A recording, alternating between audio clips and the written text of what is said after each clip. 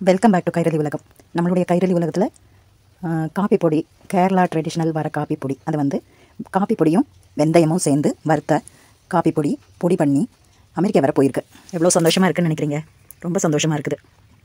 Export quality copy பொடிக்கு ratio எப்படி அப்படின்னா, 1/4 kilo நல்ல சின்னதாக விளைஞ்ச காப்பி கொட்டையை பறித்து அதை வறுத்து பொடி பண்ணிவிட்டு நல்ல கருப்பாக வறுக்கணும். வறுத்துட்டு அதை பொடி பண்ணணும்.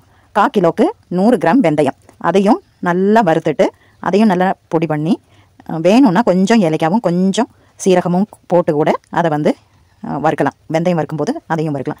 வறுத்துட்டு பொடி பண்ணி பிளாக் காஃபி போடலாம்.